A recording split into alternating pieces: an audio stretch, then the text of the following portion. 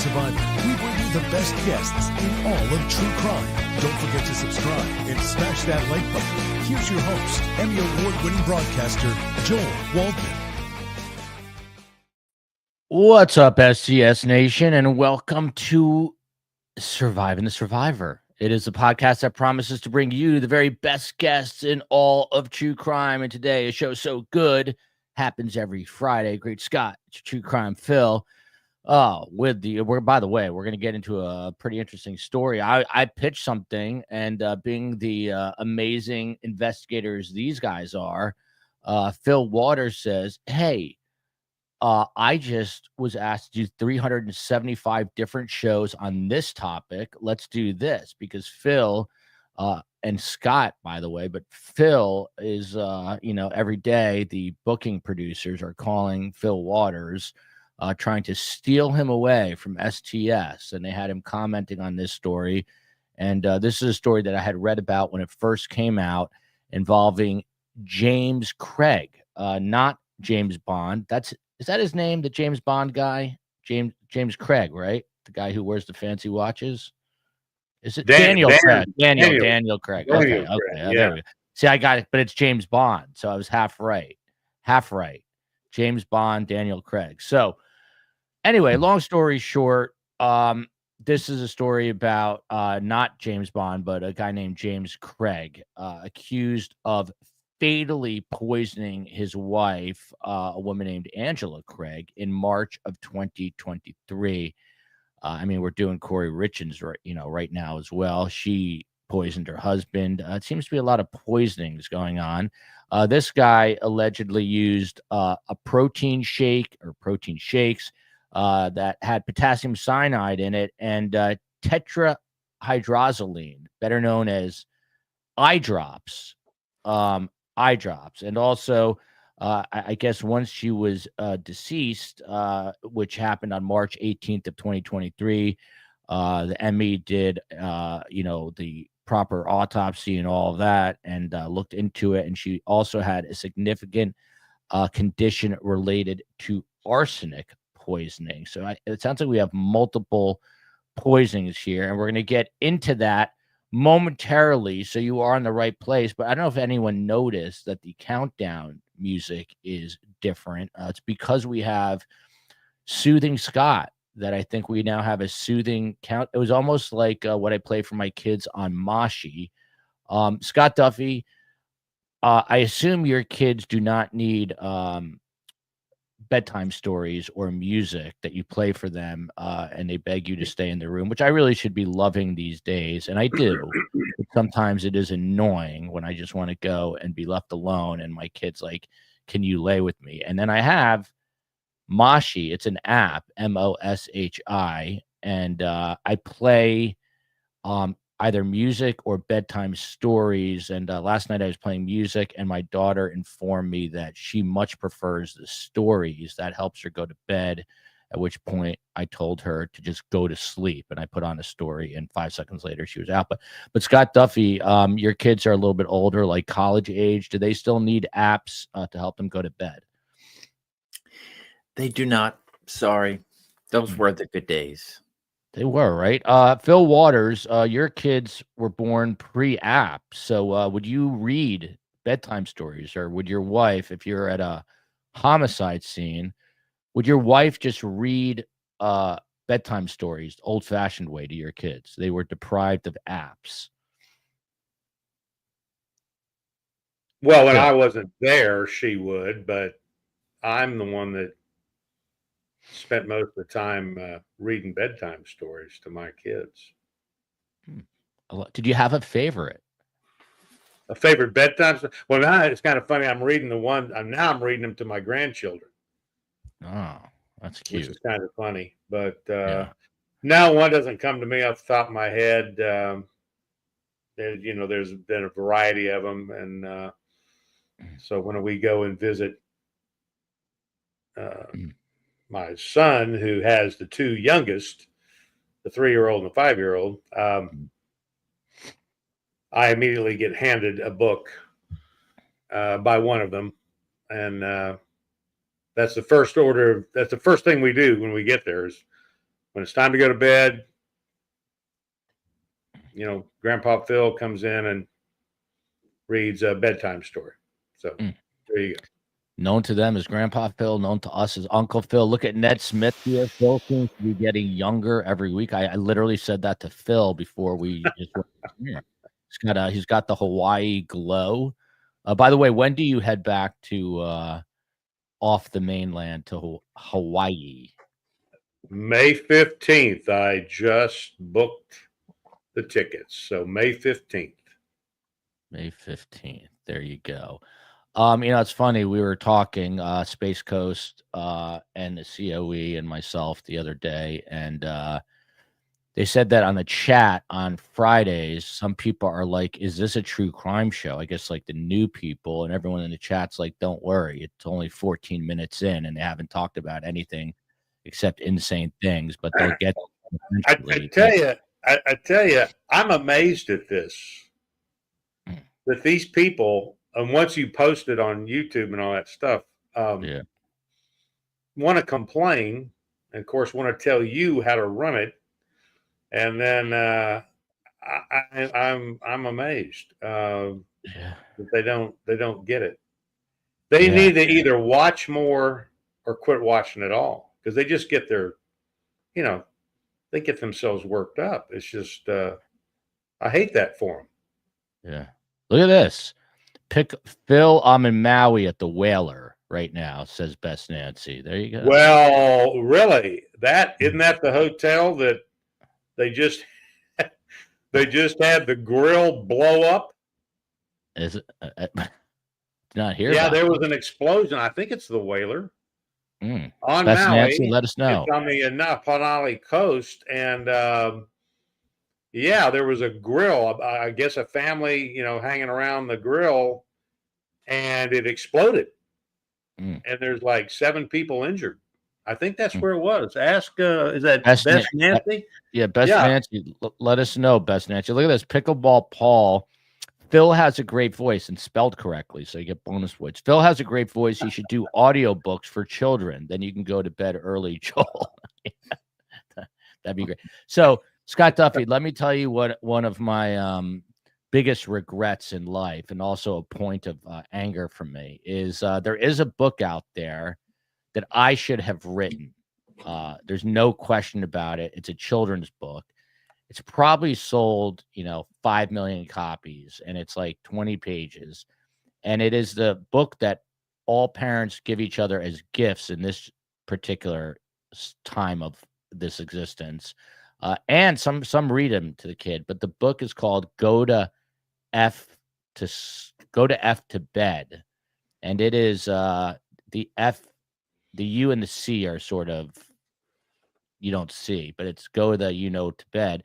And it's like, "Hi, my little child, you're a beautiful little baby.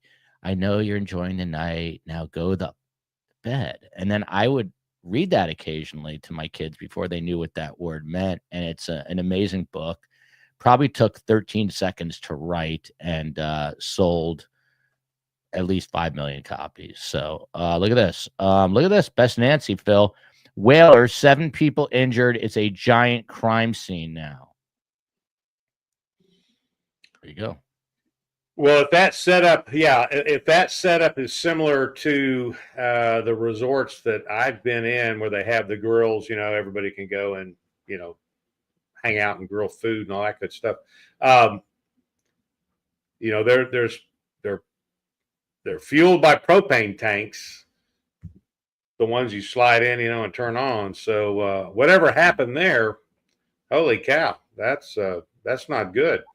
Yeah. By the way, not a lot of people have someone from the Kingdom of Lesotho watching, but I do. And so do Phil and Scott, and I am honored by that. It is Tule Pool. It is a landlocked country, I have since found out, I guess surrounded by like South Africa. So one day we will do a show from, look at that. That is it, Phil. That's the scene at the Whaler. Best Nancy sending us the pictures. That's not good.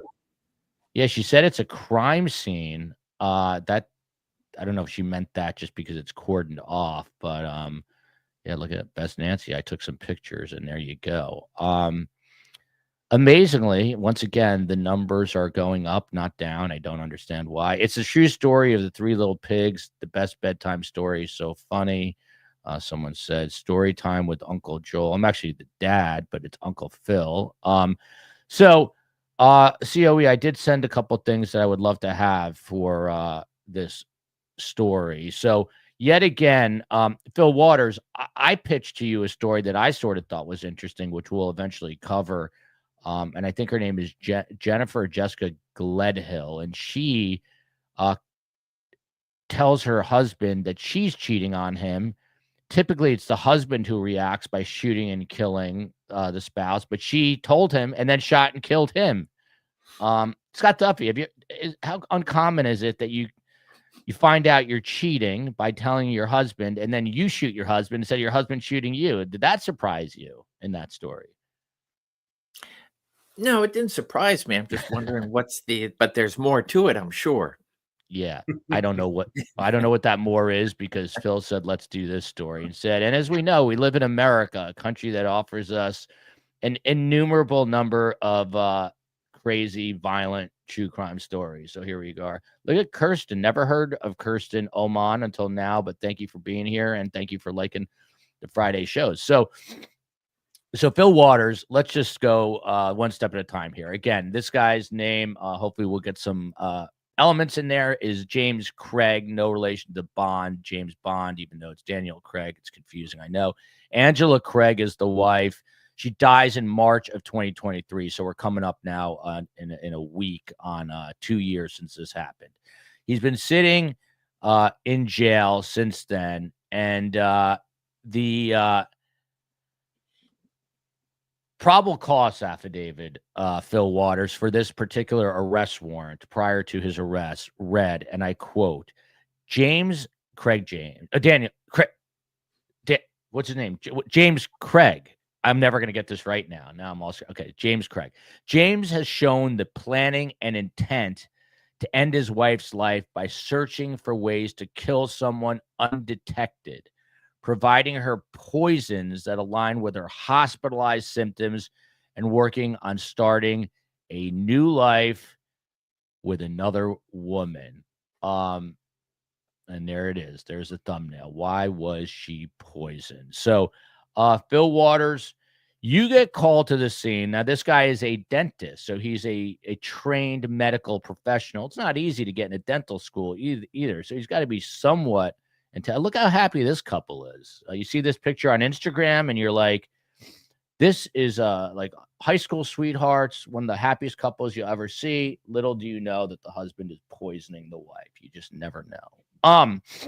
So, Fil Waters, would you even get called out to this? I'm not sure if she died in a hospital, to be honest, or if she died at home. I believe she did die in a hospital. What happens with a death like this? How do you even get to the point where you know it was a poisoning, perhaps? I mean, are you called every time someone dies in a hospital, Fil Waters? How does this come to the surface? Well, no, this is going to be a case where the medical example, it would appear to be a medical death. Then it goes to the autopsy. Autopsy is performed, and in this particular case, it's going to be, the results of a tox test that is going to reveal that there was potassium cyanide and the eye drops in her system. So we're going to get a call from the medical examiner saying, we have something here that indicates this may not have been a natural death in terms of the medical development, and we need you to look into it. And so that's how we would end up getting. It would be a what's called a delayed death report. And so where do you, with a delayed death, I mean, what do? You sit down at your desk, you scratch your head, and how do you start this, Phil? Well, you're going to read the autopsy report, of course. Then you want to find out who the parties are involved, and then acquire some medical records and that kind of a thing, and start to get some background on what happened. And then once you've determined that, then you've got to, you should have an idea of who is the most likely person to speak with first. And in cases like this, it's always going to be the spouse. It is always going to be the spouse, the person closest to her at the time of her death. So that's where it would start. And this guy, I don't like to say their names. I don't want to give them any recognition, but this particular person, jerk, he'd be brought in for an interview. You want to hear his story. You want to get him locked into a story. And then you're going to start interviewing people. I believe they had 6 children. This whole case is so disgusting what this guy did to his wife. Yeah. 6 children. I believe there are 4 that still live in the home. And with who? Who are they living with, by the way? Do we know, Phil? Are they living with now? Yeah. I would assume some relatives of some kind. I do not know the answer to that. Two of the kids are out of the house. I don't know if they're in college or where they are, but they're out of the house, and 4 of them were in the home. So you want to interview them. You want to find out what's the family dynamic, what's been going on inside the home. You're going to. He's a dentist. He was he had a partner in the dentistry, and you want to talk to that person. You want to talk to the personnel in the dentist's office, and kind of get a sense of who he is, maybe who he was, and now who he's turned into. So, this is going to be a relatively slow-moving process here, because you don't have a scene. Yeah. And you don't have any evidence other than what's been revealed in this autopsy, at least at this point. Yeah. And then once you start getting into it, you start to develop, wherever your evidence starts to lead to him, you want to get any of the digital equipment in there, laptops, desktops, phones, that kind of thing, in the office and personally. You want to access those. You want to get those things, get search warrants, get those things pulled into your forensic lab to have them analyzed, and start to see if a pattern of behavior starts to develop with him. And then look at what her pattern of behavior was, or symptoms were, when they started and then where they ended up. And in this case, there was a determination at some point that she had been poisoned. She's in the hospital, and there's an indication here that he continued to poison her when she was in the hospital. And it was determined how much poison she had in her. And then at the autopsy, she had more poison in her at the autopsy than she had when she was initially tested for. I think he used arsenic, and arsenic is a slow acting poison. And evidently that wasn't working for him. So he orders some potassium cyanide, which is a very, you always see in the movies, the spy that eats the cyanide capsule and it kills him instantly, that's pretty much the way it goes. So he started dosing her with that, and then he was adding the eye drops, which seems to be the flavor of the month for some of these people that are poisoning their spouses. Yeah, 100%. Julie Free here letting us know 3 of Jim and Angela Craig's 6 children are living with James Craig's brother. That's interesting. So they're living with the side of the family that is accused of this crime. Very interesting comment here from Brianna. Had to be Utah or Colorado. Ding, ding, ding. It is Colorado.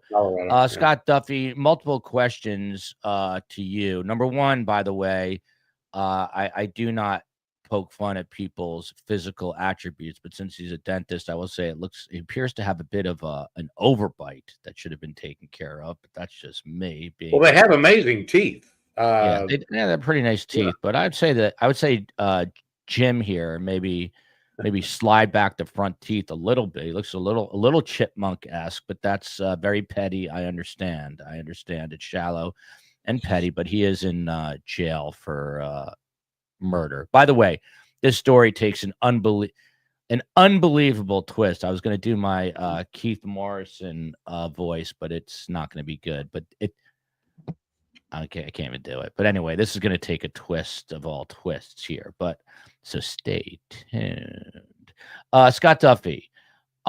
Besides the overbite, again, this is unbelievable. You look at these photos and you're like, wow, this is when they such a happy couple. Everything is rainbows and unicorns in their family. But to Phil's point here, and obviously the kids are the victims, to Phil's point, retired agent Scott Duffey, special agent Scott Duffey, toxicology autopsy shows she was poisoned. But Phil astutely pointed out, having investigated over 400 homicides, that there's going to be very little sort of evidence to prove that he is the one that did this. I don't know. Maybe she had, the defense is going to say maybe she had a fetish for eye drops. She liked the way they taste. The defense will come up with something absolutely crazy. So how do you take the knowledge that she's living in a home with 6 kids, or 4 kids, 2 are out, and the husband, and how do you now get to the point where you can link this guy to this woman, his wife? Well, I think the link between the husband and the wife will be really easy, Joel. They're living together, so everything is pretty established there.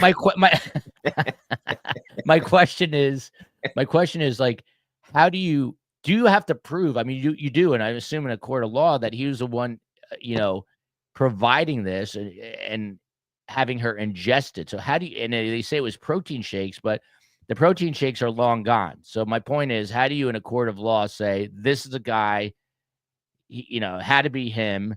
Do you have to have like some sort of like tangible proofs, like something to hold up in a court of law to say, we've got this residue from this protein shake with his fingerprint on it? Do you need something as specific as that? I mean, that would be nice. So how was the poison administered, right? And the instrument of the crime, what's the instrument of the crime? What caused her death? And so the poisoning, different poisonings. Hopefully all that is somewhere very close to him, residue, whatever have you, bottles. And so you go and find where the source, where the supply coming from. Is it something that's in his desk at work? Is it in his home, his bedroom? Right. So Phil said it. If there's going to be a poisoning of one spouse, it's not a stranger. It's not going to be somebody who's coming in and then providing the poison. It's just not typically the way we see things. And so we do have past patterns. And so thereby you're not going to put cuffs on this guy immediately upon the determination this is the manner is homicide. But he's your guy, unless you find out that she's living with somebody else who wants to cause her harm. I mean, poison is is painful. It's slow. Like I just saw somebody put in the comments, and having read a little bit about this, of her prior hospitalizations, right? The unknown, what's going on with this person. I mean, it's a slow death. It's slow suffering. And for someone to cause this goes to show. I don't believe, these photos are very deceiving. He obviously had thought about this, and so, at some point much earlier than when the plan started, he was already thinking of an exit plan. And to see that your wife is going through this and going to the hospital, and it's almost like a mockery of it. It's we don't use this word lightly, but the evilness of somebody to watch, as opposed to an impulsive action, a stabbing, a shooting, an instantaneous death, to watch somebody going through this and to continue doing it. Just goes to show. And not to mention, she's the mother of your 6 children. By the way, not to be petty, but a dental hygienist also pointed out that he has a cross bite, which I don't even know what that means, but I guess it's like not even. But anyway, this is a great question. I asked pretty dumb questions. This one happens to be a good one from Crazy Mom RN. Fil Waters, you would know the answer to this. Can hair analysis show previous poisoning attempts, and therefore or thereby you can create a timeline? What about that, Fil Waters? Great question. I don't know that you can develop a timeline. I don't know the answer to that. What does hair? What does hair tell us? Well, you're going to have to go with when did the symptoms start, and then where did they end up, in and out of the hospital, that kind of a thing. To give you a little background here, though, in terms of fingerprints, we're talking about digital fingerprints here in this case. This knucklehead went to a computer in his office and ordered potassium cyanide off of an Amazon site. Had it delivered to the dentistry, to the office.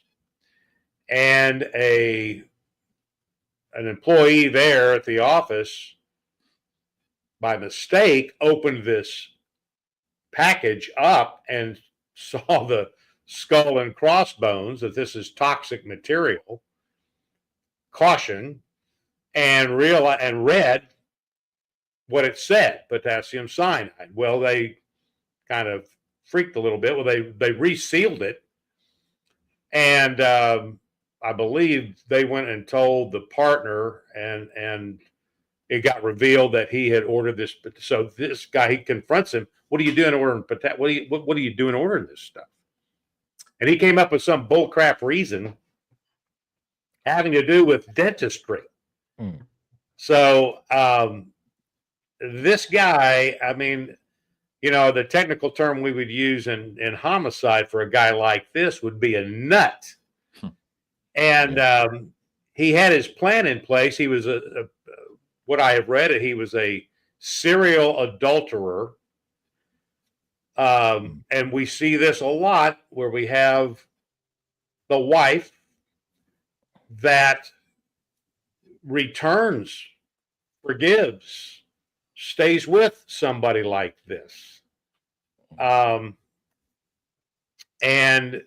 he had met a woman at a dentistry convention, and she was going through a divorce. She was righteously going through a divorce and was separated. He was telling her that he was separated.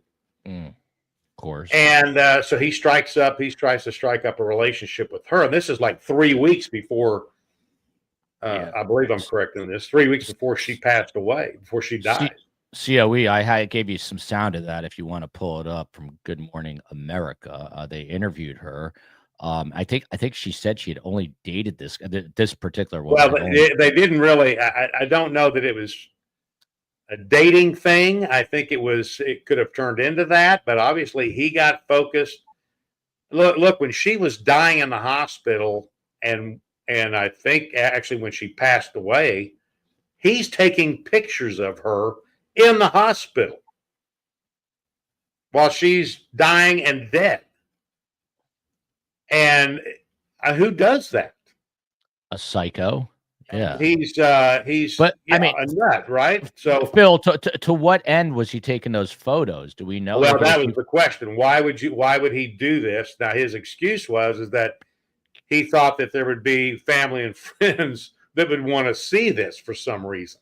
Jesus. I think he's like, let me put this on Instagram. This is my speculation. I think he took the pictures because he was going to use them with this new woman to gain her sympathy. Oh, look, my wife just died, blah, blah, blah. So whatever the end game was there. And if you've read, I tell you what, I read the affidavit by the detective. And I tell you what, I love seeing thorough, complete, detailed, outstanding detective work. And that detective, it was amazing. I mean, the stuff she detailed, the work she did, and getting this guy charged, who will ultimately be convicted, I have just no doubt. You never know what a jury will do, but I'll make a prediction on this one. This guy she just did an amazing job. And the job that she did was so amazing that he tried to contract somebody within the jail to have her killed, to kill the detective. Yes. That was the twist. That was the twist. We're going to get to it. He got that little solicitation of capital murder thing going in addition to this. Yeah. And then he tried to suborn perjury by having a cellmate contact the cellmate's mother and trying to get her to testify about discrediting some of the witnesses, people worked in the office, his wife, and tried to suborn perjury with the promise of new dentures. This guy he's a freaking cartoon character. I mean, the guy is just a total nut and crazy, but not insane. Yeah. Look at this note. It's quite a story. It's got a lot of twists and turns to it. And a lot of things going on in the office. People were, his business partner was like, holy crap, because this knucklehead talked to the business partner on the phone and started making admissions. And the business partner said, quit talking. You need to get a lawyer. I mean, it's this guy was stupid as stupid does. It was amazing what this knucklehead did. Thought he was going to get away with it. Phil, not impressed that he's got a DDS after his name. Pickleball Paul, between Scott and Phil, no truer comment has ever been written in this one. There is so much background knowledge and experience. It is amazing. This is true. Scott Duffey, I'm just curious because a lot of people are asking, and it was a question that was sort of posed to Phil, but like, how important in a poisoning case, how much does hair reveal? Like, is that the kind of the go-to source, I guess? Like, is the hair what holds the keys to a lot of answers, or no? I don't know that. And that's where I'm making phone calls. I'm bringing people in, pathology method. I'm just relying upon the experts. By the way, Scott, let me interrupt for 1 second. That's amazing. Scott, do you hear those words? He said, I don't know that. Now, if I ask Carm that, she would give me a 37-minute answer, detailed. And at the end, she would say, what do I know? I know nothing. But that is Carm. She always knows. She always knows everything. Go ahead, Scott. I did not mean to interrupt. Thank you, Nick. And it's like in anything, what does an investigator do? They find out the answers to their questions, and you keep having additional questions and following up on those questions. So same way here, we know the basics of where we want to be, and we have an idea who done it, and how do you connect those? And there's some great questions. Hey, if I want to show and really nail this guy, not just for an accidental overdose, this or that, but to show that this has been long planned, well beyond that of the purchases of the cyanide and so forth, to say, okay, what other substances are found in this body, and how, doctor, tell me, is there a way to show how long they've been there? And is this a couple of months, couple of weeks, couple of days, or are we going back? I want to know all those answers as well. And so I'll keep digging until somebody tells me can't be done or can be done. Yeah. By the way, this is a case that I actually think would be interesting to cover, to go out. The only problem is that CrimeCon this year is literally in the exact same town, and I don't want to go to the same town twice in a matter of a few months. But if you let me know, STS chat, it is a community. You guys make the decisions. I just do what I'm told. That's how I like life to be executed. So if you guys want me to go and cover this, let's see if people are interested. I mean, there's so many trials to cover, but this one, it's in July. I think it's scheduled to start like July 10th. It was supposed to start this past November. We'll get to that too. But all right, so Phil's, look at Ned Smith says to go. Look at this. No hesitation. So by the way, Ned, when you turn around, do you have a certain radius you have to be careful of with that knitting needle or sewing needle? I still don't know. If anyone knows the difference between a knitting and a sewing needle, let me know. So Fil Waters, there was a preliminary court hearing just last Friday, right? And they announced that he is now facing additional, this guy, James Craig, is facing additional new charges related to the killing of 4 people. I thought it was just a detective. So one of them, one of the charges is obviously solicitation, as you just heard, to commit murder. He offered an inmate $20,000 to kill Detective Bobby Olson. While incarcerated, this guy, Jim Craig, allegedly offers a fellow inmate this $20,000. And this is a quote that James Craig wrote. The guy is obviously not too bright because he sent a letter, not thinking that people are going to look at a letter. And in it, he wrote, and I quote, "The worst, dirtiest detective in the world is on my case. Her name is Bobby with an I, Bobbi, Olson. We have to discredit her." By the way, Phil, I'm sure Bobby Olson be actually excited to hear Fil Waters say what a good job she did with this. But I got to ask you, Fil Waters, did you ever run into a situation like this where someone tried to put a hit out on you because you were investigating a case? This did happen to Phil Ramos in Las Vegas, who's he's up there on the cool scale with Fil Waters, having investigated a gazillion homicides. But he was shot at. He was dealing with the mob, so that's a little bit different. But Phil, did anyone ever threaten to have you unalive because you were a lead investigator on their case? Well, first of all, I never used that term. You guys have been using this term that I will never use. If you ever hear that word come out of my mouth, you need to hit me in the face. What is that word? Joel? What's the word?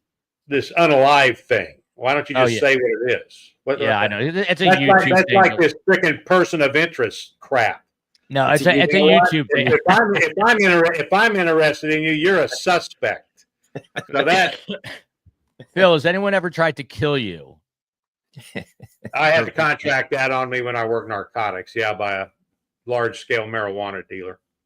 Really? What do you do in that situation? You live in your rearview mirror for a while. Wow! But he was quickly he was educated as to the repercussions of what would happen. So Phil, here. And let me take a moment here. I'm going to go off camera because I need to plug in my power cord. Oh, yeah. Go for it. So Scott, let me pivot to you.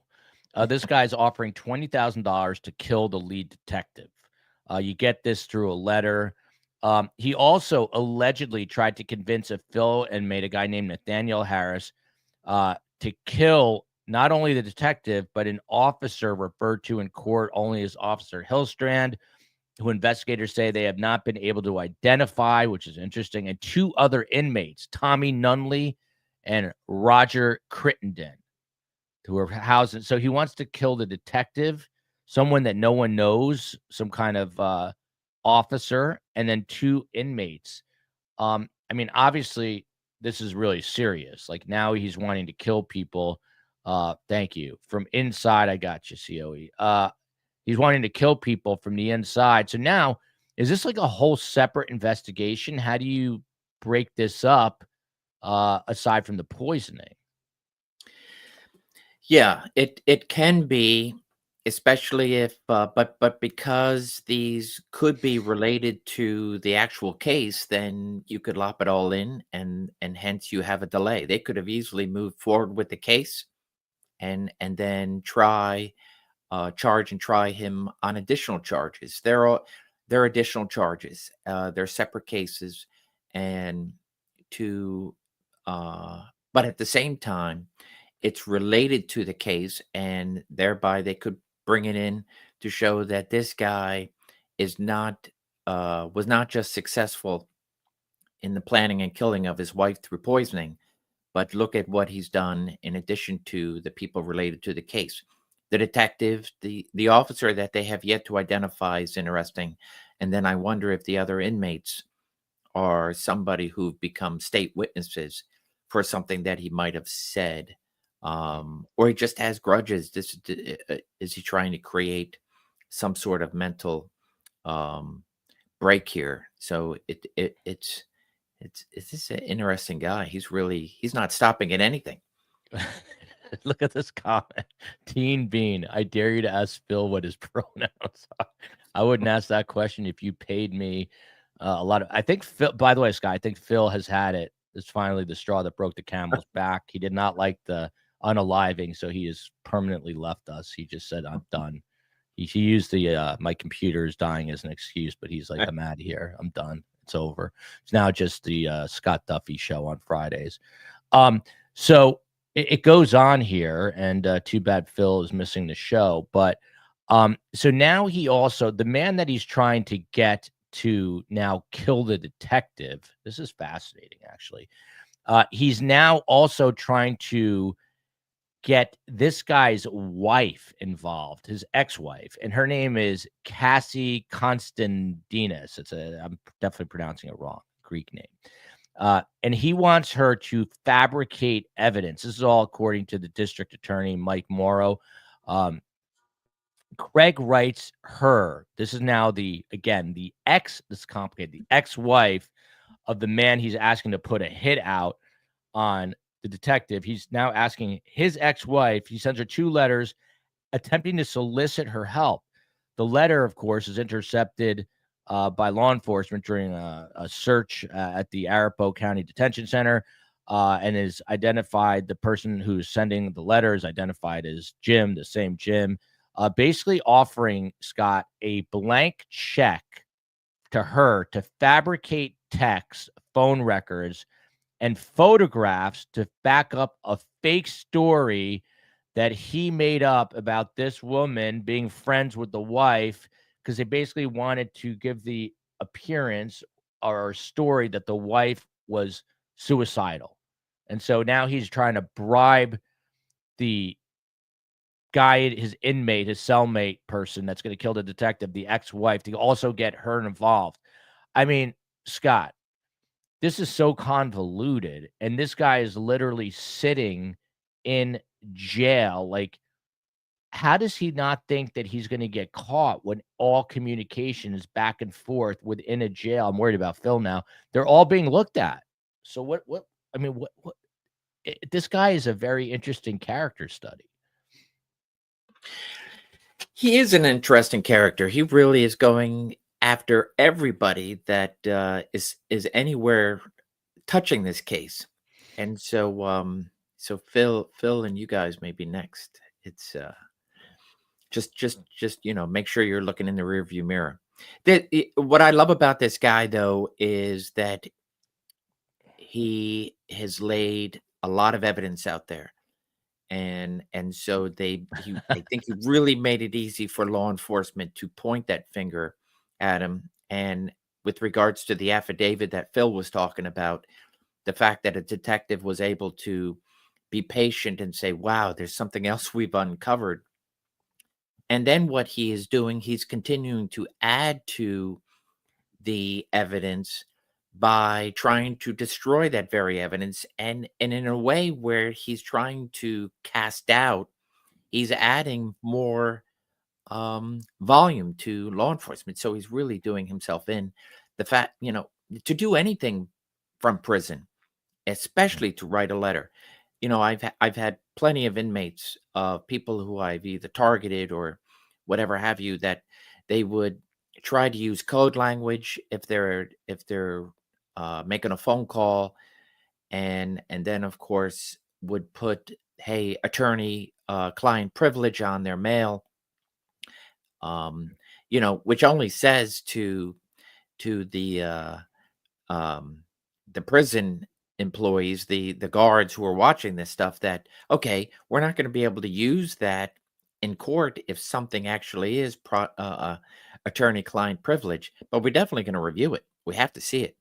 And so he's really dug himself, and I just say, keep doing what you're doing. Yeah, I was going to say, I don't think he's done digging himself he's not done. His own grave here. By the way, I am sporting an STS Nation hat. I almost forgot about that. And I think they're available. We're always redoing the merch store, but that's going to get taken care of for sure. Dana says this case is now I'm actually worried about Phil. I hope that contract didn't come to fruition, and suddenly he's not looking in the rearview mirror, and then bam, I hope, God forbid. This case is quite interesting to me, having worked in the dental field for my entire adult life. Some male dentists, like Charlie Adelson, have a superiority complex, especially working with primarily women all day. Dentists are an interesting group of people. By the way, my dad, who was a psychiatrist, may he rest in peace. Man, I miss that dude. I might start sobbing. Today might be the day. Haven't really sobbed since his death, but today might be the day right here on Surviving the Survivor. I might just weep, unable to go on like Phil, and then it'll just be Scott left doing the show. That's it, just by himself as I'm wailing and Phil is out. Yeah, I know. I'm going. Thank you. I'm going to get to that right now.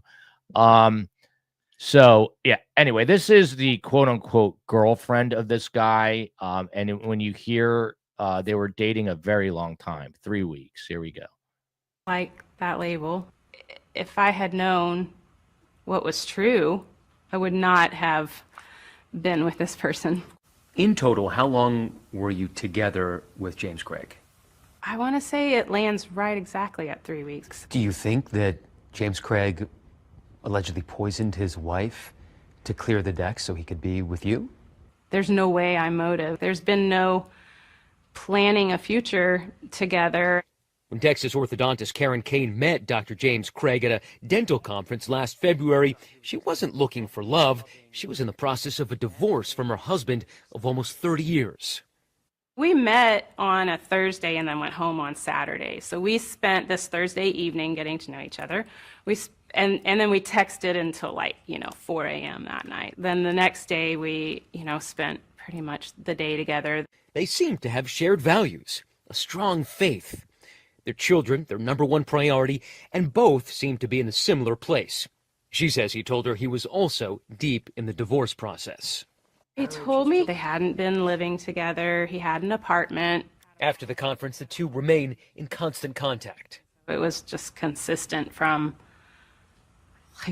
6 a.m. to 2 a.m. There was a lot of just feeling so connected.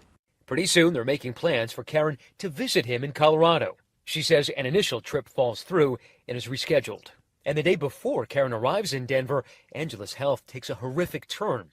She suffers a seizure, is on life support, and is not expected to survive. Originally, it was like, maybe I shouldn't really even come. And he was like, I could really use the support. Karen tells me they met for dinner twice. He at no point seemed stressed or anxious or, I mean, really, I had to drag it out. I'm like, are you sure you're okay? Because he seemed okay. But all is not okay. Soon after Angela is pronounced dead, James is arrested on charges of first-degree murder. And investigators are questioning Karen. Her initial disbelief turns to shock when she reads the arrest affidavit. These are the allegations that within days Yeah. of meeting you, he starts researching potassium cyanide and is buying these deadly poisons. Yeah, and it wasn't until the media started reporting on it that I realized the timeline was so tight that it was like 2 days after we had left that meeting. I feel bad for her. Imagine getting caught up in that. So it's a 3-week relationship. Good question. I always wonder why anyone talks to the media. Exactly. 3 weeks is only a relationship. I'm very glad you said that, because that's where I was going. I mean, by the way, she sounds like she is a religious person, and he claims to be. Obviously, he is not following the letter of the religion to a T. That is an understatement. But Scott, I mean, this is more like either a profiler or a psychologist. But this guy, I mean, 3 weeks, and he's ready to put the final dose into his wife, let her die. He's so excited to have this 3-week relationship woman come to visit him.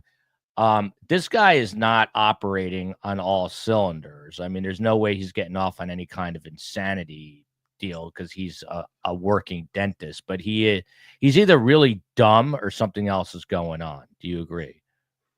Yeah, it absolutely can be a combination. And I would even venture to say that he, first of all, is taking advantage of this woman who's trying to do her best for her children, to get her life moving forward again. And so he's listening. He's using that against her, and he's exploiting all those vulnerabilities.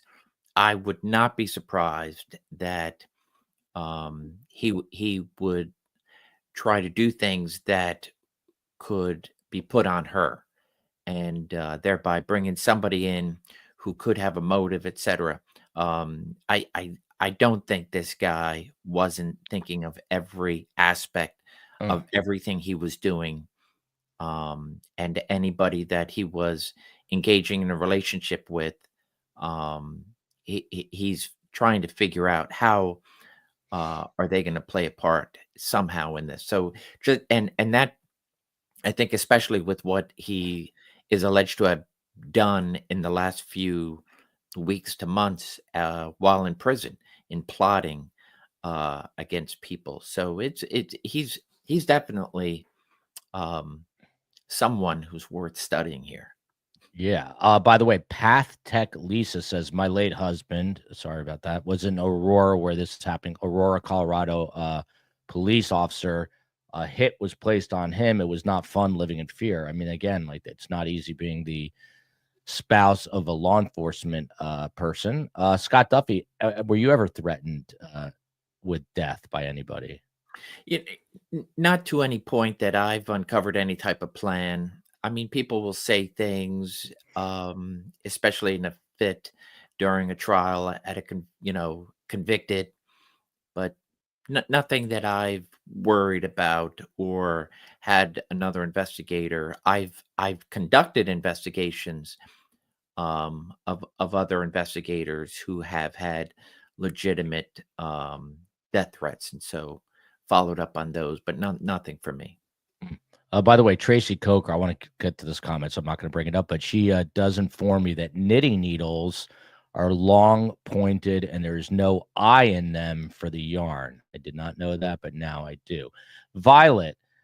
So Phil, while you were disengaged for a moment, we were talking about the hit that this guy wanted not only on the police officer, but 3 other people, one an officer that no one can seem to identify, and then 2 other inmates. So this guy wanted 4 other people dead, and then was going to the guy he was asking to help do this in jail, and also asking to get in touch with his ex-wife to set up an alibi that his wife, who was dying of this poisoning, was actually suicidal and trying to kill herself. But Violet points out this is the kind of defendant who wants to take the stand. I hope his attorney doesn't talk him out of doing so. Do you agree here, Phil? You think this guy is arrogant, egotistical enough as a dentist? I don't know why these people are always seemingly egotistical, but do you think we see, I mean, it's putting the cart ahead of the horse too, but if this goes to trial, is he the kind of guy that you would expect to see to testify,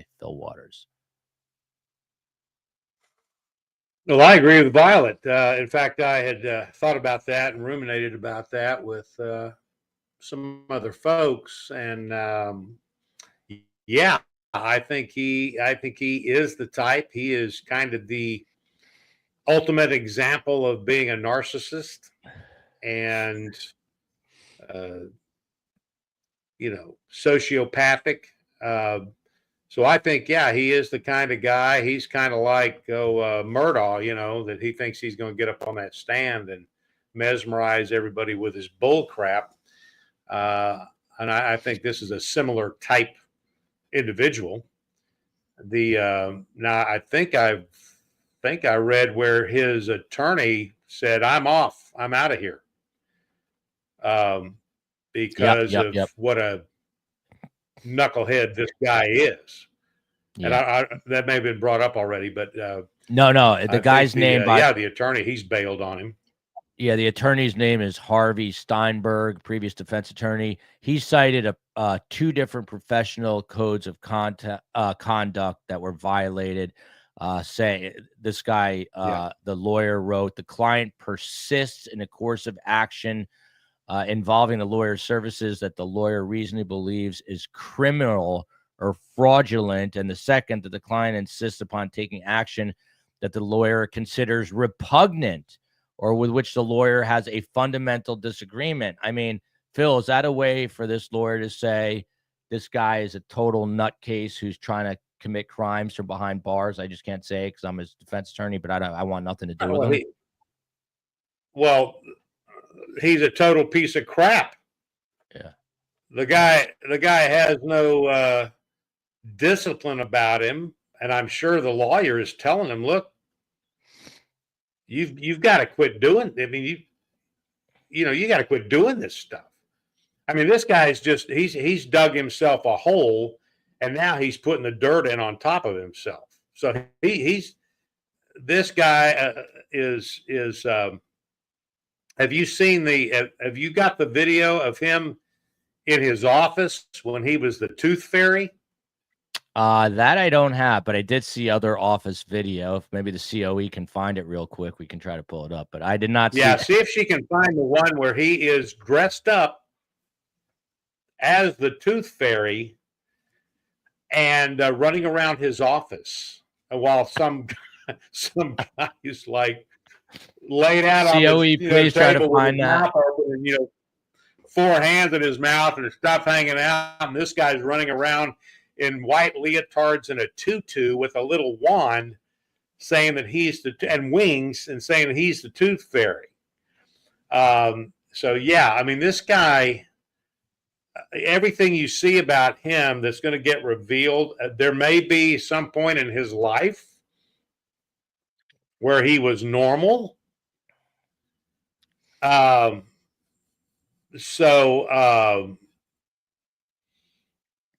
Something happened, and my sense is, though, this behavior of adultery throughout his marriage, this was an inherent flaw in him from the very beginning. And I think they married when they were relatively young. But I mean, it's a relatively small community. I mean, in terms of people knew who he was. I mean, there's all sorts of, he was my dentist, for crying out loud. That kind of a story going on. And I tell you what, in terms of the system, the system's going to hold him accountable. I have no doubt. And the only failing here in the system, in my view, is that I think it's in 2020, Colorado did away with the death penalty. This guy needs to be rehabilitated by the state in a permanent way. But that option's not on the table. Yeah, you don't hear Phil say that every day. I would, it's weird because you look at him, and he is,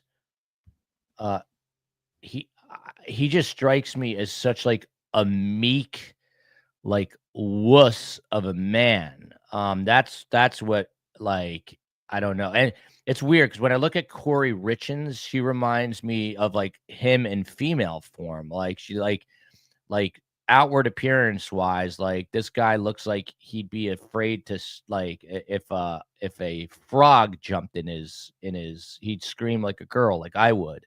But like my point is, he does not look like he's capable of what he's doing. I mean, Scott Duffey, again, I've asked you this a million times, but you cannot judge a book by its cover. This guy is, as you just heard Phil say, this guy deserves the ultimate punishment. It doesn't exist in this case. But what about that? I mean, judging a book by its cover, like this guy looks harmless and he is incredibly evil and deviant.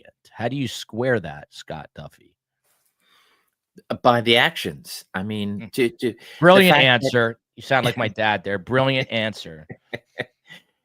And the fact that he chose this long drawn out, painful way of killing her goes to show, with everything else that's been said and probably will still come out about him. It's amazing that, it's unfortunately, as we see in these horrible domestic tragedies that I've seen with regards to comments, and the children are not even thought of. That's always the case, right? I mean, it's pathetic. But Scott, to you, just back a couple more things, and we're going to move on to true crime stories of the week. We'll have a little fun, and that'll be that. So this guy Jim also was going to give $20,000 to her, to anyone else she could find. This is now the ex-wife of the guy who he wanted to get the hit done by.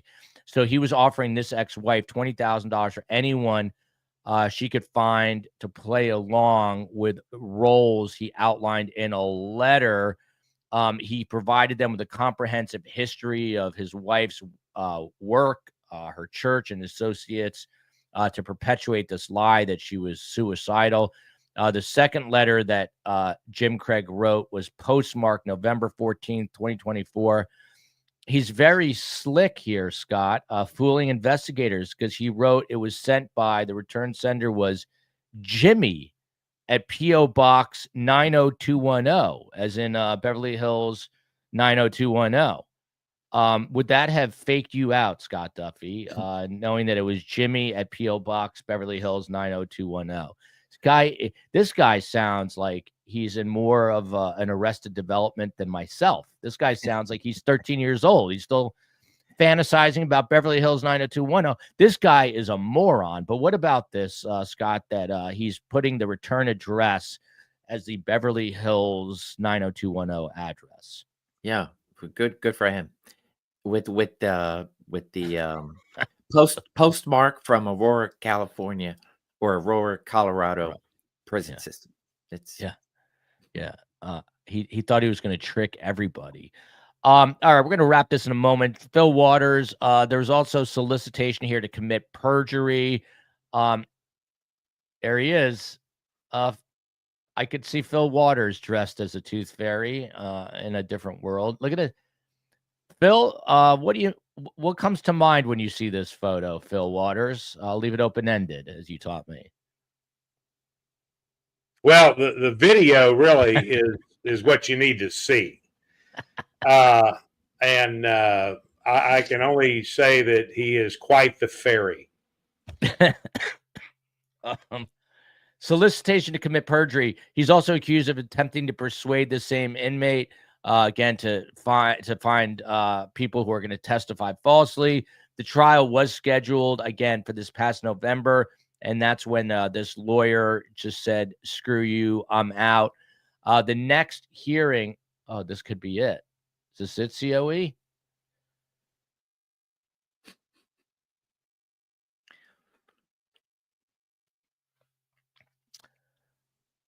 This is this is disturbing me without. Oh, it's not it. So what is this? It's a good marketing tool for the patient, because dentistry can be expensive. Dentistry can be scary. Dentistry can be uncomfortable. Not every treatment plan can fit every patient. And so I want to let the patients know what's possible so that when they leave this office, they feel like they own their own treatment plan. And that way we make sure that we're giving the patients exactly what they want. The feedback that we receive from patients is overwhelmingly positive. We have such a great team here that I don't have to worry too much about what everybody's experience is going to be, because it's always good. What I like most about this place. Yeah, I'm not. This is a commercial, so it needs to get to the fairy part. COE is doing it on the fly here, but Phil, I mean, you watched that just now. I mean, I'm just. Well, let me tell you. Let me help you out here, Joel. So, please. You know, when I saw this guy, the first thing I thought of was the movie The Hangover. Yeah. You remember the dentist in The Hangover that gets the Mike Tyson tattoo on his face? That guy. Yeah. So that's what this idiot reminded me of. That. And then a discussion about the fact that he's a dentist and not a doctor. Well, no, I am that kind of thing. So, I mean, this guy, I mean, it's almost like he's a caricature, like in The Hangover. I mean, that this guy really exists, and he's really a dentist, and he's really this goofy and stupid. So, and he was on the interwebs doing the old, how can I kill somebody and get away with it? How can I poison somebody with a poison that won't be detected? I mean, he was doing all this. It was craziness, what he was doing. And then I guess he's thinking, and he put this master plan together and kept bringing her the shakes with the cyanide in it, kept bringing it to her in the hospital. I mean, the guy is just, I mean, that's an evil dude right there. That is an evil freaking dude. And for all those that are going to get wrapped around, it's a mental issue. No, it's not. No, it's not. There is evil in the world. This guy is evil, and that's it. So quit trying to make excuses for his mental health.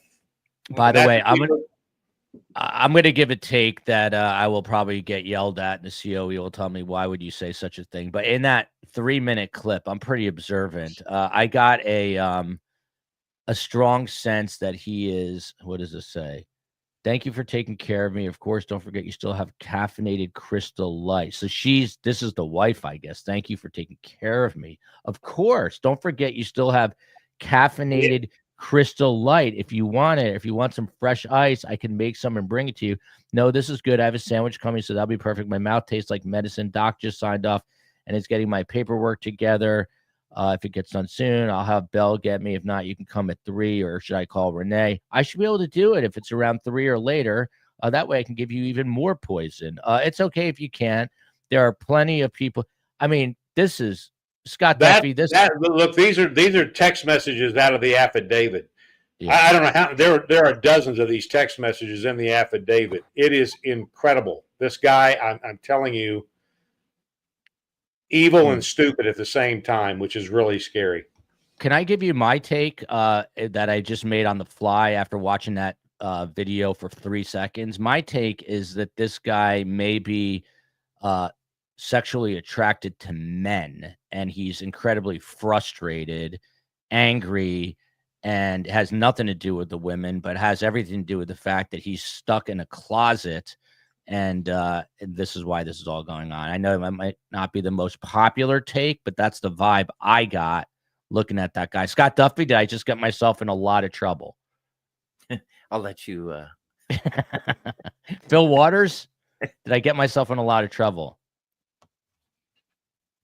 Oh, I don't know. I mean, there's just going to be some bedwetters out there. They're going to get mad no matter what you say. That's the vibe I'm getting, and I am the son of a psychiatrist. Well, I'm always worried about that, right? Yeah, I know you are. So look at this. Have you eaten anything? I had my protein shake, and magnesium makes me weird. This is not hungry. Are you nauseous? This guy is a sick bastard, man. Given our history, I know that this must be triggering. I feel drugged. Given our history, I know that this must be triggering. Just for the record, I didn't drug. Phil, he literally just says, I know it must be triggering, but just for the record, I didn't drug you. I am super worried, though. You look really pale before you left, like even in your lips. I'm telling you, this is one of the stupidest murder plots I have ever seen put together. And I tell you who he reminds me of. I don't know. Did you ever watch the old Jim Belushi show? I did not, but by the no, I didn't. But Phil, well, he had a guy on an actor. I can't remember his name, but that was his brother, and he looked just almost. This guy looks like a scaled down version of that guy, and of course the brother in the thing was kind of a goofball anyway. So this guy, you can't script this kind of stuff. And he does say, he says, given our history, Phil, what do you know what that's about? Well, I think that probably that may have more to do with the serial adultery that he was involved in. But I think I read where he had attempted to kill her once before. And that may have been with the arsenic. But at some point here, you get the sense that she had some knowledge of what was happening, and he was trying to talk her out of what, I don't know. I mean, you just read this kind of stuff and you're just going, what? And these idiots, they think these text messages just go into cyberspace somewhere, never to be revealed again. And that affidavit, I mean, it's got hundreds of text messages in the affidavit detailing. So the timeline that is it Bobby Alford, was that her name? The detective? Bobby, I want to say Bobby Olson. Yeah. She did an incredible job. I just got to say, she did an incredible job putting the timeline together, putting the affirmative links together. There is, I mean, they've got circumstantial evidence. They've got direct evidence. This is just a really solid case. And again, I'm always encouraged when I see just great detective work, and Detective Olson did that in this case. And she would be excited to hear Phil saying that. Kudos to her. Scott Duffey, if someone says just explicitly, I did not poison you, should you take it to mean the exact opposite in your experience? That's an admission. It's in my book. And I like the fact that she also provided documentation that she just drank a protein shake, which is how the police have found out that he is poisoning her. And then she follows up, and I feel drugged. I mean, it's just wow. I wish I was on that case.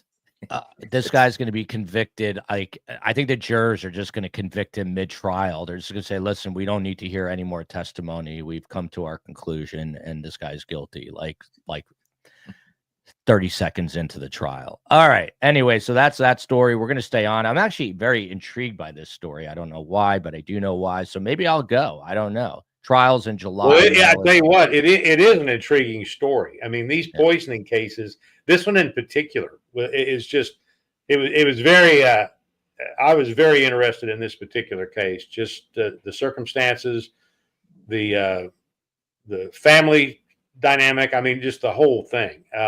It's just a really an interesting case to review, to look at. Now we're going to move into, obviously, these are true crime stories of a serious nature, but if you know the Friday show, we just have to have a little bit of humor with stuff. Otherwise, what is life? Phil has an amazing memory, Drat, so I can't say James Bond, Craig, and sounds like Phil's watching a lot of TV when we're not around, Scott Duffey. It's like a pop culture fanatic, this guy. But all right, so everyone knows my beautiful mother is the matriarch, the sort of the emerita co-host of the show, even though she doesn't like to work and is barely ever here.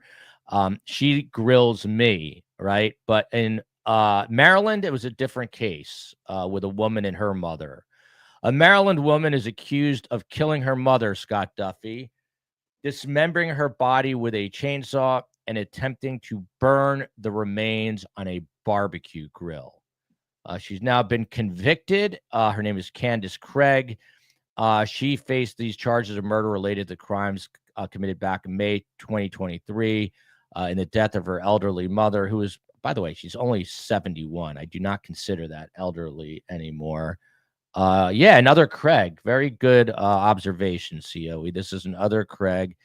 This mother was apparently a giving, caring, loving, compassionate, understanding woman who was killed and asphyxiated by her daughter. Scott Duffey, do you care to take a guess at what the argument was about that related to her grilling her mother, literally grilling her mother? Barbecue or ranch? Sorry. Good answer. It had to do with that sounds like something I'd say, Scott. You may fade some heat on that. Yeah, you're rubbing off on me, Phil. Let's hope so. Let's hope Scott will get his first ever piece of hate mail. I can't wait.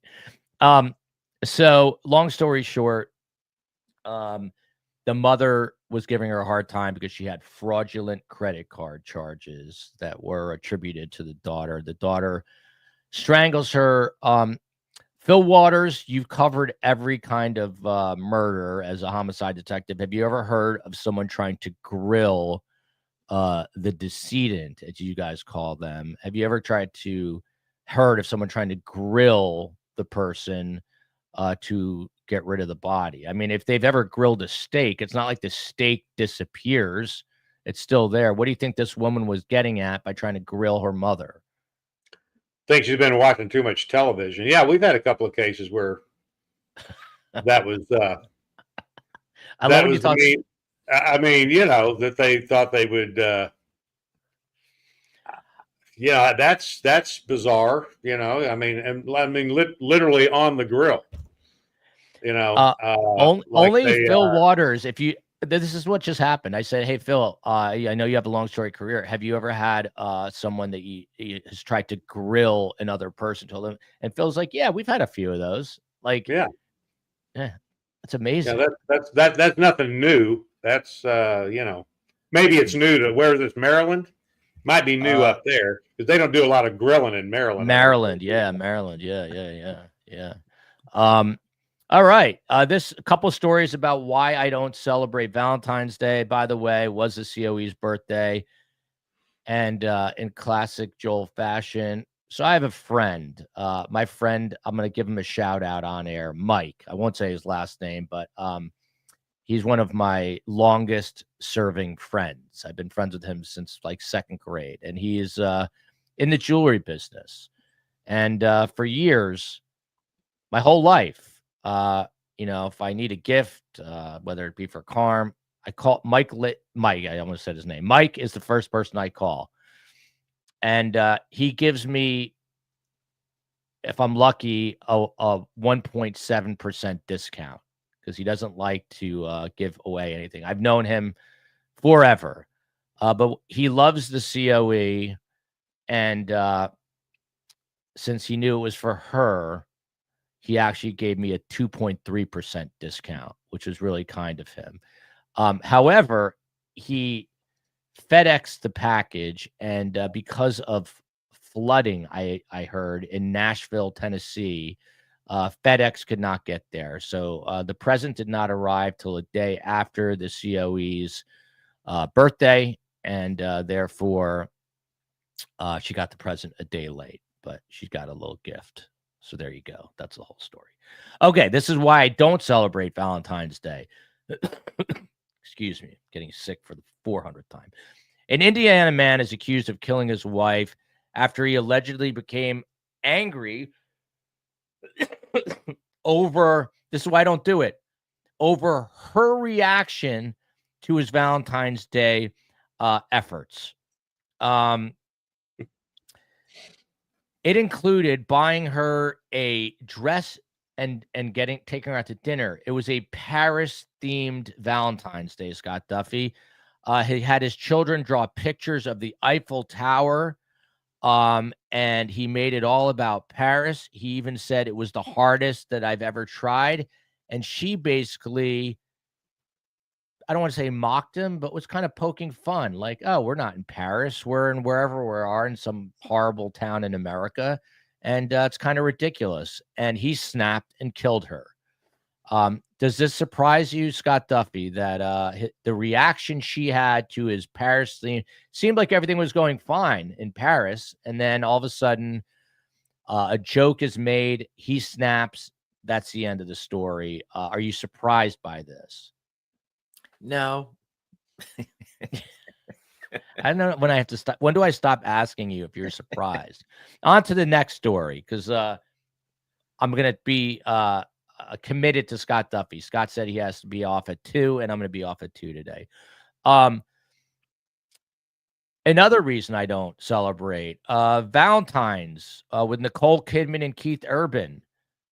They were at his residency in Vegas, and lo and behold, the couple's home is broken into on Valentine's Day, and stuff is stolen and glass is smashed. Phil, this story, with all the pro athletes that you see who are getting their homes broken into, and now you see Nicole Kidman and Keith Urban, two of the biggest celebrities. My question is this: do they not have security systems or a gate or sensors? Like, how are all these people breaking in to all these A-list celebrities' homes? Like, it happened to Paris Hilton. Like, can I just walk into Arnold Schwarzenegger's house the next time I'm in LA? Can I just walk up when he's not there through a sliding glass door and I'm in? Do they not have security, Phil? Well, then that's on them, right? And this wouldn't be news except for who they are. That's a damn. I mean, there's a lot of people that get burglarized and get their things. That's certainly a violation. People, when I was in patrol, that I would go take a burglary report. I'm telling you what, it's terrible. That somebody comes into your home, some stranger comes into your home and steals from you. So,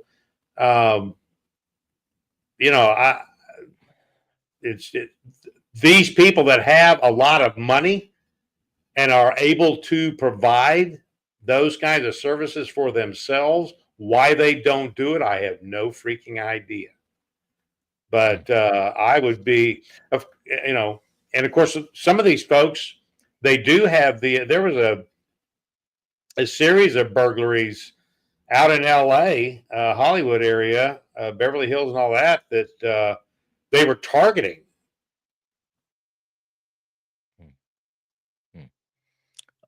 Yeah, it was. Did Phil just freeze up? He froze up. They went in and were you involved in that, Scott? No, but I was just laughing because you were frozen.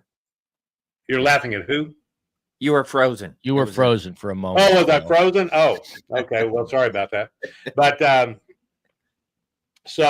yeah, I mean, and they had all the stuff, the videos and all that, and what you got was these people. They were playing to the videos. I mean, they knew they were being videoed. So these folks are bold, especially the ones that are going into high profile homes. I think who's the quarterback for the Bengals? I think he got hit, and I think did Patrick Mahomes get hit? Did I hear that? Did I read that? Who's the young kid? Joe Burrow got hit, and Mahomes got hit, and there may have been somebody else. Kelsey got hit too. Did he get hit too? Yeah. So when they know these guys are out playing and doing their deal, and the whole family's away, they go and they know they've got a target. Yeah, it's like can't at that level, shouldn't you have like better security system or something? I don't know, but that's just me. All right, forget true crime. We're done with it for the week. There's a woman in England, Bristol, England, for all our UK followers. Her name is Lee Woodman. Thank you, Miss Brazy. I appreciate that. She suffers from, I can't say this word, Scott, but I'm going to try. Mortuescus phobia. Mortuescus phobia. Any idea what that is? Scared of mortuaries. Close. That's what I thought, but it has nothing to do with it. Good guess. Scared of statues. Another great guess. No, you'd both be wrong. It is a crippling fear of ketchup. Of what? of ketchup. Some people say ketchup. Yeah. I hate when people say ketchup. She must be a communist on top of everything else. Yeah. Well, listen to this. She's speaking out about her struggle, Fil Waters. She calls her tomato trouble no laughing matter. She compares that confrontation with this creepy condiment, as she calls it, to being held at gunpoint. She says that it is just horrifying for her if she even sees ketchup. Fil Waters, what's happening here? There was a big debate, tomatoes versus rhubarb on the show the other day. Again, I don't know how anyone watches it, why anyone watches the show. It's supposed to be a true crime show. Often it is not. But Phil, what about the ketchup phobia?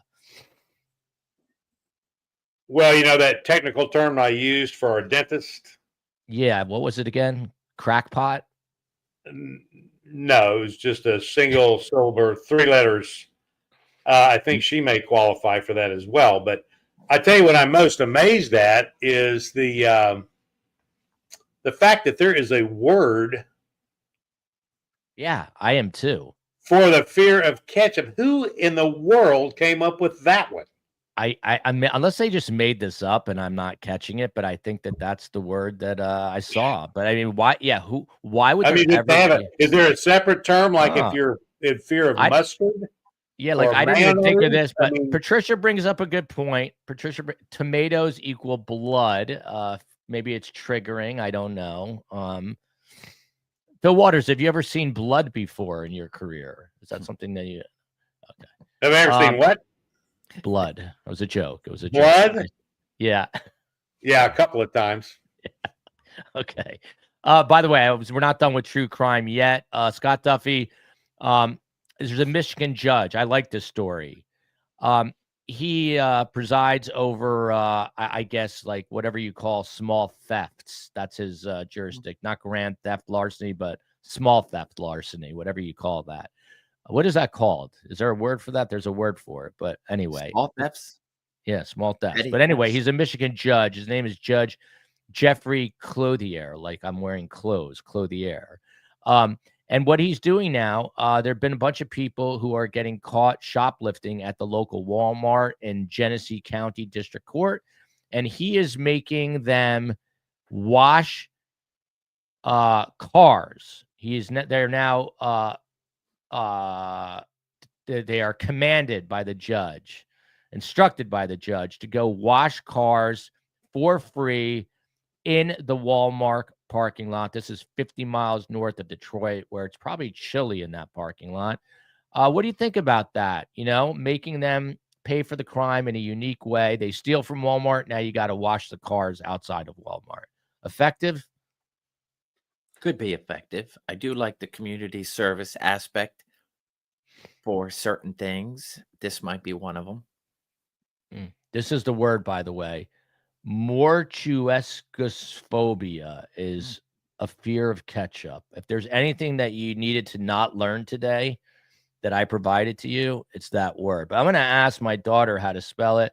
Look at this. Annual STS reunion to two of the best Nancy, Canine Catherine. They're always here, and they are doing their annual STS reunion in Miami. I love it. Soon, Phil, you could be hanging with these two beautiful women because you'll be in that neck of the woods. When is it? It's right now. You're missing it. It's right now, but you're going to be there soon. Yeah. Okay. Moving along here. I can see Maui from my front porch, but I can't be there, unfortunately. Nice. Very nice. A huge announcement from Dunkin' Donuts. Scott, you know, I know you're certainly not a Starbucks kind of guy, or as Phil, most law enforcement guys are not. Look at that right there. I knew it. Big news starting, I think, officially like now. If you would prefer to have almond or soy or coconut milk, it used to be an additional charge. But now Dunkin' Donuts, like Starbucks, is eliminating any additional charge on any kind of dairy enhancement to your drink. How do you feel about this? Do you use milk, I have to ask, or like a heavy cream in your coffee ever? Do you? I do. Yeah. You do? 2 sugars, 2 cream. 2 sugar. I love that. I'll do half and half or whole milk. You know. And now that it's free, would you do coconut or almond potentially? No, I wouldn't. However, my daughter, I think, is an almond milk, oat milk. So that'd be nice to know. Yeah. There you go. Finally, not finally, we did have a picture from Best Nancy COE that I did text that I wanted to end with, but love you regardless, even though the picture's not there. Birkenstocks. Phil, you familiar with Birkenstocks? Your thoughts on Birkenstocks, Phil, before we even get into it. You talking about the shoes? Yeah, you wear what do you call them? In Hawaii, you have a word for those flip-flops. What do you call those things? Oh, slippers. Slippas. Yeah. Your thoughts on Birkenstocks, Fil Waters? As a form of footwear? Yes, yeah, just your general thoughts. Yes. Well, I just don't think I remember about them is that young girls seem to make some sort of a statement wearing them. They're very clumpy and kind of clodhoppery in my book, but I guess they're good. They're good shoes. I mean, I don't know. I've never worn them. I've never owned a pair. It is a hippie type shoe, as Vesper points out. But anyway, the reason I bring it up, they're a German-based company. It's a one woman who started this, and it just took off like wildfire. And the tradition of shoemaking, by the way, if you did not know this, in Germany for these Birkenstocks goes back to 1774. So what's going on now is that people are copying the success of Birkenstocks, and Birkenstock went to Germany's Federal Court of Justice, and they tried to make the argument that their shoes are pieces of artwork and cannot be imitated.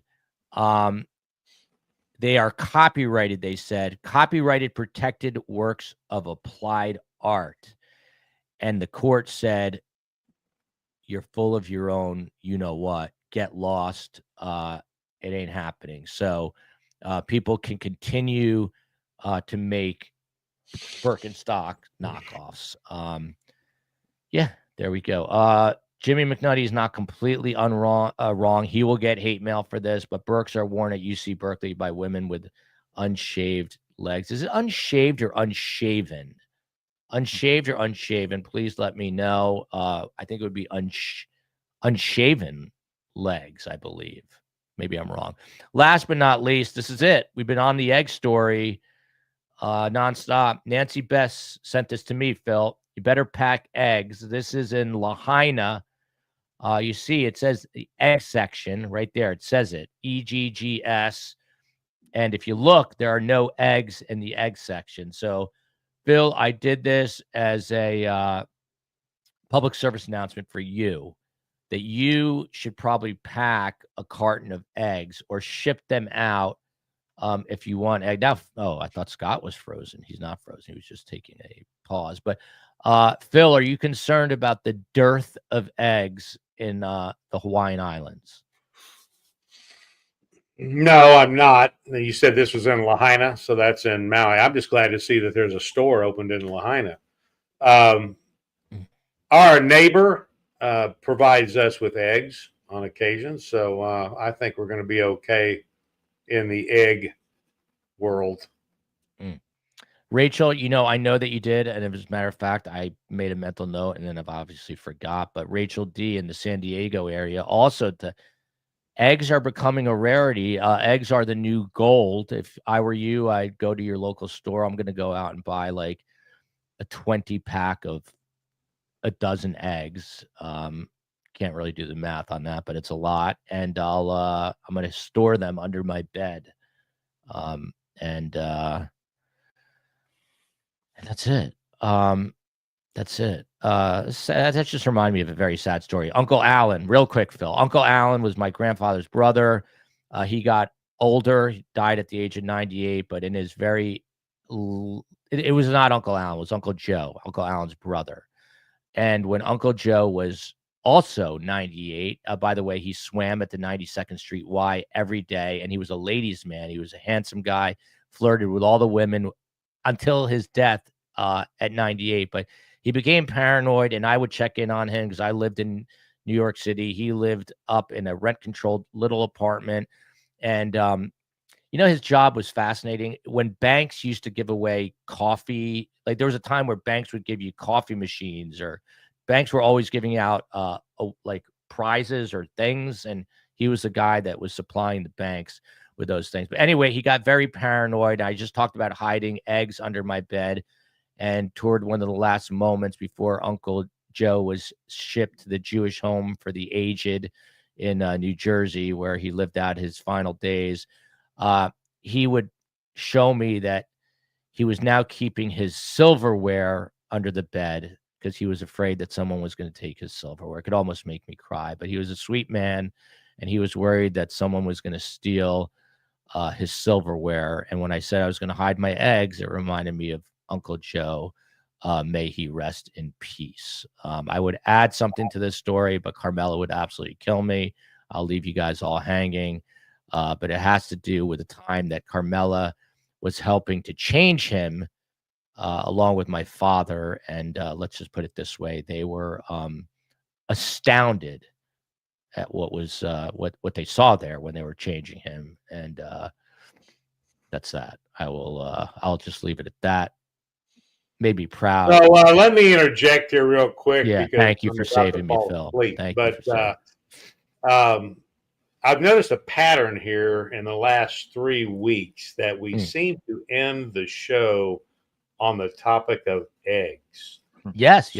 My thinking is that you are the one who is very concerned about the egg shortage.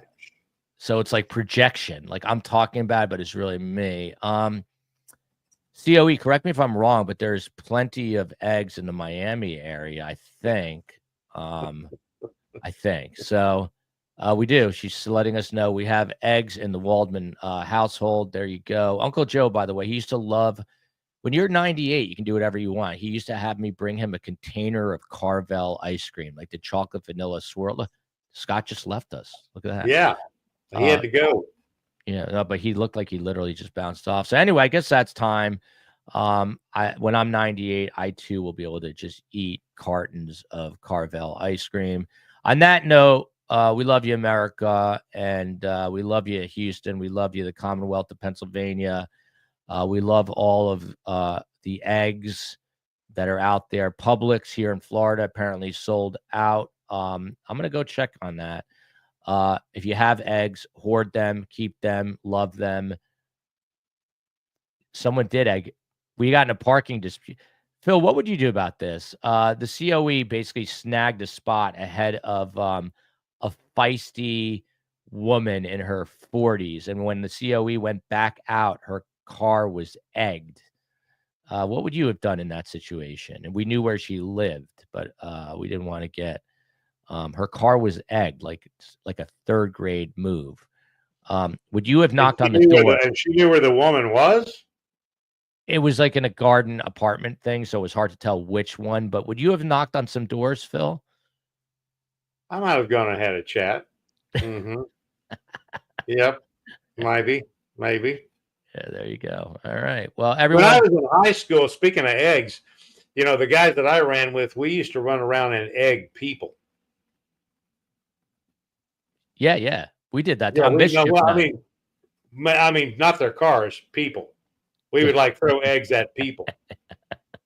Was that on mischief night or any given night in Oklahoma? Oh, just any given night when we were out roaming around. We would go buy eggs and go to one of the local parks where all the kind of the hippies all hung out and smoked dope and did that. And we would pelt them with eggs.